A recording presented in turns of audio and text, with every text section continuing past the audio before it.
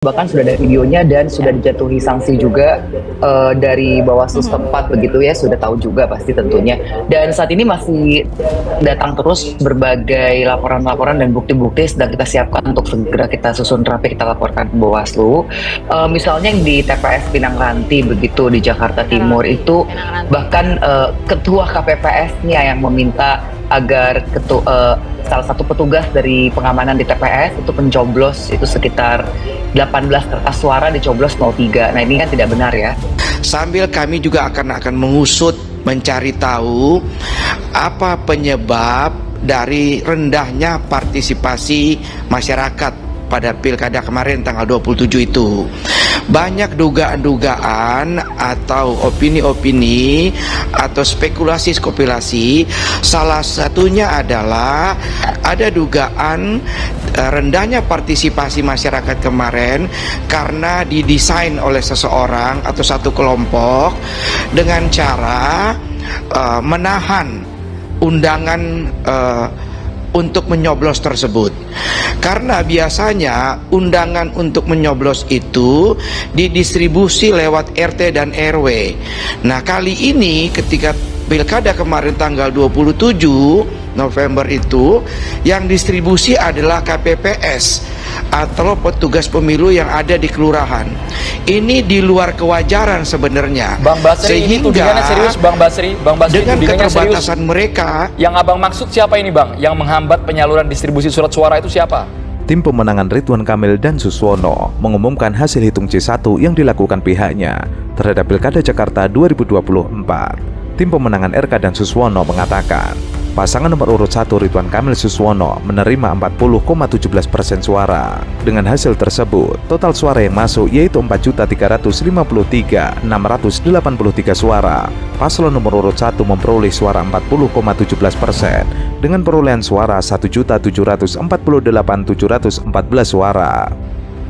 Begini, faktanya di pilek dan pilkada biasanya distribusi undangan nyoblos itu didistribusi lewat RT dan RW. Nah, yang kemarin pilkada itu ternyata yang distribusi adalah KPPS dan banyak cerita terutama di basis-basisnya 03 ya, banyak masyarakat yang tidak menerima undangan untuk mencoblos. Salah satunya yang sudah masuk di media dan diakui oleh KPPS serta KPU Jakarta Timur itu terjadi di sekitar daerah Durensawit. Nah, ini bisa jadi adalah tindakan masif yang dilakukan oleh orang-orang yang tidak bertanggung jawab sehingga partisipasi politik masyarakat ketika pilkada kemarin sangat rendah, tidak sampai 55%. Ini terendah sepanjang sejarah yang ada di Jakarta. Belum lagi ditambah dengan adanya upaya-upaya menebus atau membayar membayar undangan nyoblos tersebut yang dimiliki oleh masyarakat khususnya di basis-basis 01 sehingga masyarakat tersebut tidak berangkat pergi mencoblos ke TPS-TPS. Tim pemenangan RK Suswono mengatakan paslon nomor urut 2 Dharma Pungrekun memperoleh suara 10,55%, sementara untuk paslon nomor urut 3 Pramono Anung dan Rano Karno mendapatkan 49,28% dari 99,9% data yang masuk ke pihaknya. Paslon nomor urut 3 perolehan suaranya adalah 2.100.494. Tim Ridho mengklaim Pilkada Jakarta akan berlangsung 2 putaran. Pihaknya akan mengawal proses yang berlanjut di KPU. Sementara berbeda dengan klaim tim Pramono Rano Karno yang mengatakan bahwa mereka telah mengumpulkan C1. Hasilnya Pramono Rano Karno memenangkan Pilgub DKI Jakarta 1 putaran. Bang Basri ini menyampaikan dengan narasinya, tone-nya adalah tone sebagai underdog.